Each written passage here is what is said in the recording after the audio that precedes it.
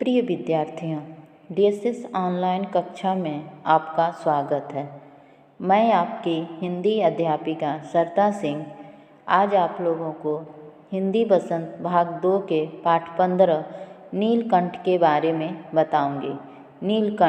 नीलकंठ की लेखिका महादेवी वर्मा जी हैं।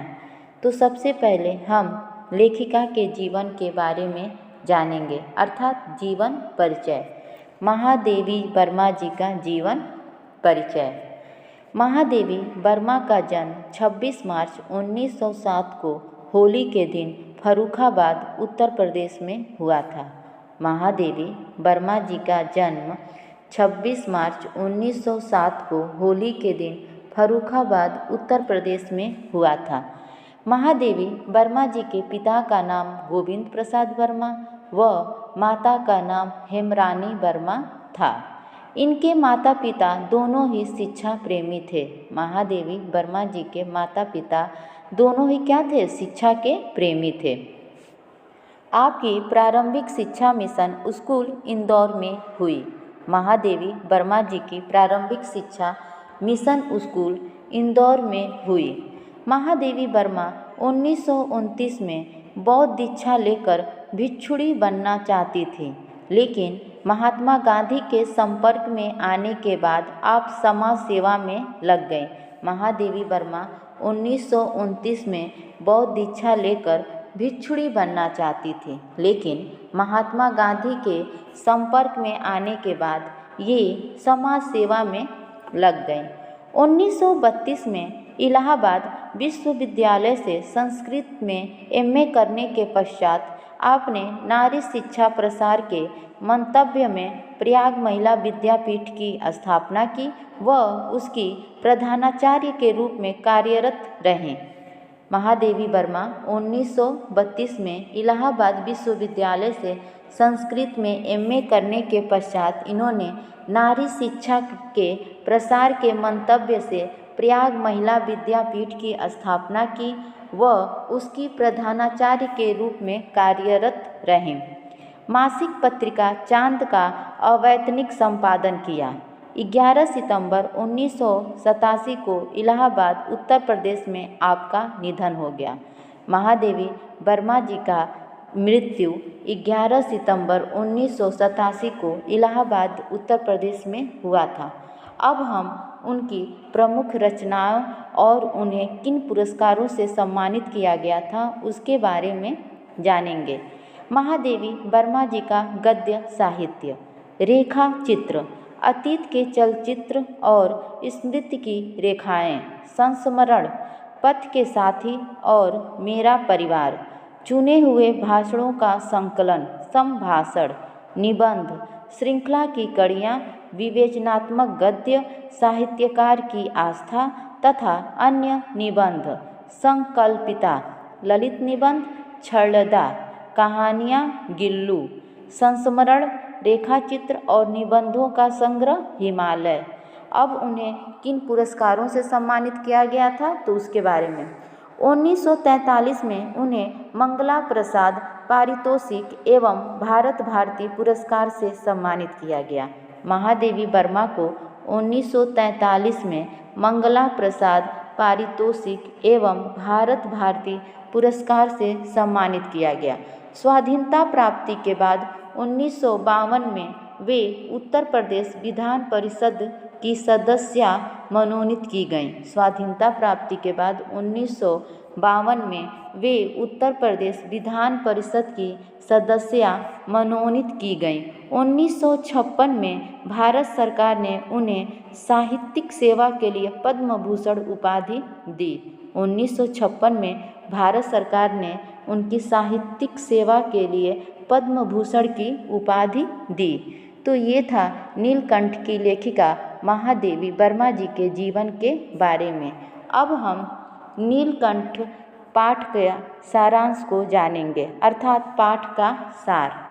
यह पाठ एक रेखा चित्र है जिसमें लेखिका ने अपने सभी पालतू पशुओं में से एक मोर, जिसे उन्होंने नीलकंठ नाम दिया है, उसी का वर्णन किया है। उसके स्वभाव, व्यवहार और चेष्टाओं को विस्तार से बताया है।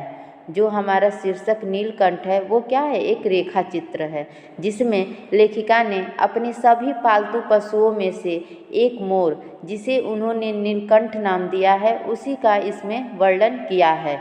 उसके स्वभाव, व्यवहार और चेष्टाओं को विस्तार से बताया है।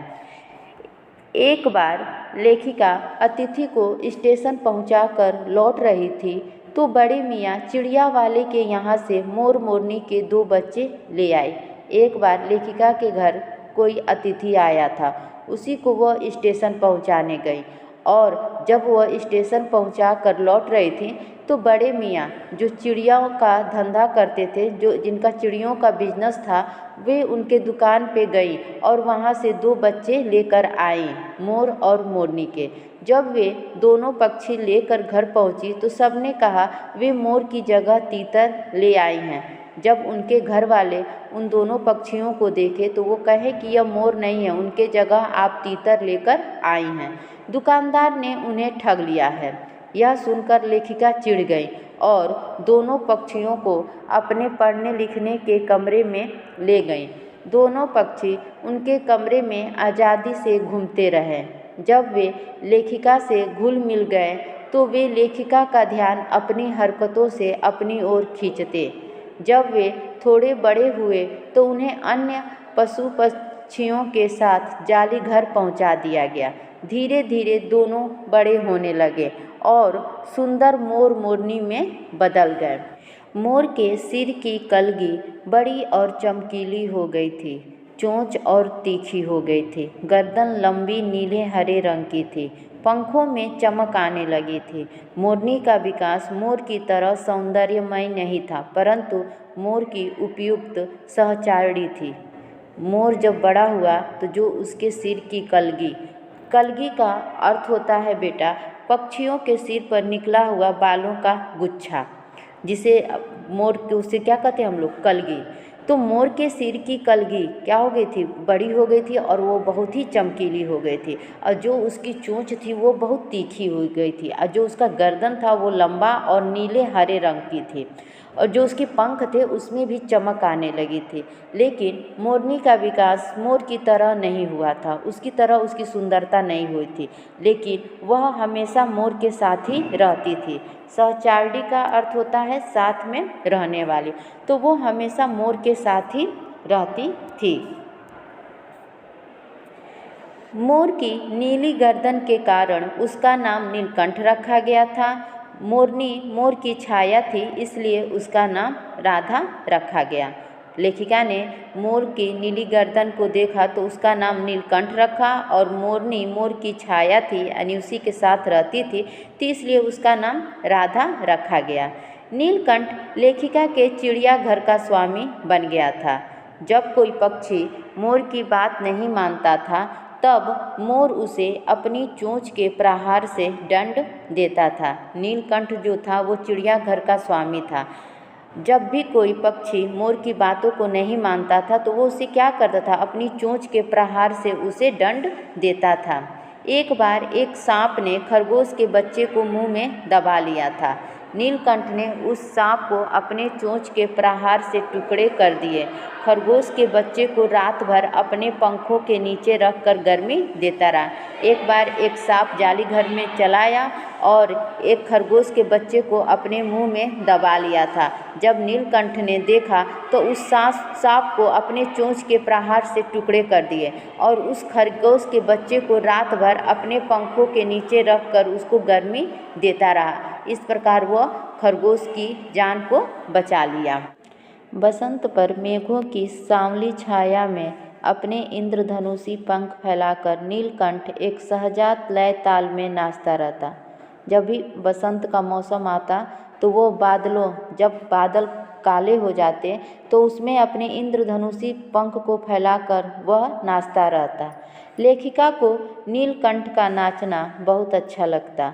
अनेक विदेशी महिलाओं ने उसकी मुद्राओं को अपने प्रति व्यक्त सम्मान समझकर उसे परफेक्ट जेंटलमैन की उपाधि दे दी थी। लेखिका के साथ कभी कभी विदेशी महिलाएं भी उनके साथ उनके जाली घर में जाती थी, जहां वहाँ पे पक्षियाँ रहती थीं। तो जब उन्होंने मोर को देखा तो उनकी मुद्राओं को अपने प्रति व्यक्त सम्मान समझकर उसे परफेक्ट जेंटलमैन की उपाधि दे दी थी। नीलकंठ और राधा को वर्षा ऋतु बहुत अच्छी लगती थी। उन्हें बादलों के आने से पहले उनकी आहट सुनाई देने लगती थी। बादलों की गड़गड़ाहट, वर्षा की रिमझिम, बिजली की चमक जितनी अधिक होती थी, नीलकंठ के नृत्य में उतनी ही तन्मयता और वेग बढ़ता जाता था। बरसात के समाप्त होने पर वह दाहिने पंजे पर दाहिना पंख और बाएं पर बायां पंख फैलाकर सुखाने लग जाता था। उन दोनों के प्रेम में एक दिन तीसरा भी आ गया। एक दिन लेखिका को बड़े मियाँ की दुकान से एक घायल मोरनी 7 रुपए में मिली। एक दिन लेखिका फिर बड़े मियाँ की दुकान पे गई और वहाँ से एक घायल मोरनी जिसको चोट लगी थी उसको 7 रुपए में लेकर आई। पंजों की मरहम पट्टी करने पर 1 महीने में वह ठीक हो गई और डगमगाती हुई चलने लगी। तो उसे जाली घर में पहुँचा दिया गया। उसके दोनों पैर खराब हो गए थे जिसके कारण वह डगमगाती हुई चलती थी। उसका नाम कुब्जा रखा गया था। नीलकंठ और राधा को वह जब भी साथ देखती उन्हें मारने दौड़ती। उसने चोंच से मार मारकर राधा की कलगी और पंख नोच डाले थे। नीलकंठ उससे दूर भागता पर वह उसके साथ रहना चाहती। कुब्जा की किसी भी पक्षी से मित्रता नहीं थी। कुछ समय बाद राधा ने 2 अंडे दिए। वह उन अंडों को अपने पंखों में छिपाए बैठी रहती थी। जैसे ही कुब्जा को राधा के अंडों के विषय में पता चला, उसने अपनी चोंच के प्रहार से उसके अंडों को तोड़ दिया। नीलकंठ इससे बहुत दुखी हो गया।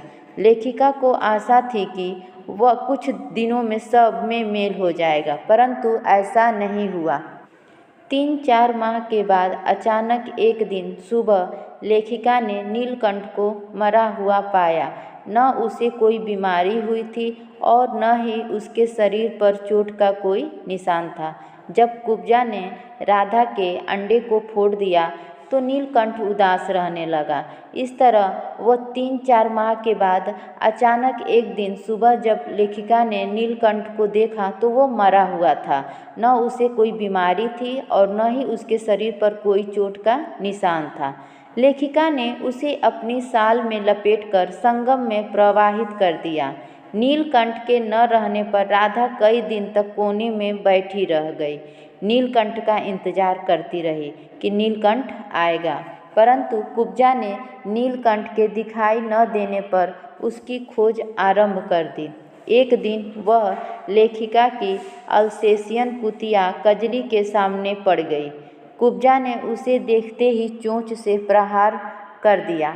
कजली ने अपने स्वभाव के अनुरूप कुब्जा की गर्दन पर दो दांत लगा दिए। कुब्जा का इलाज करवाया गया, परंतु वह नहीं बची।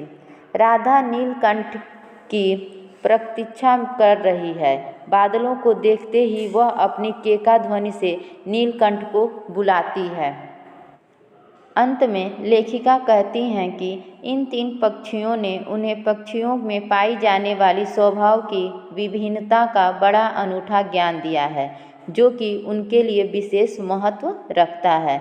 तो ये था नीलकंठ के सारांश। उम्मीद है कि आप लोगों को सब समझ में आया होगा। धन्यवाद।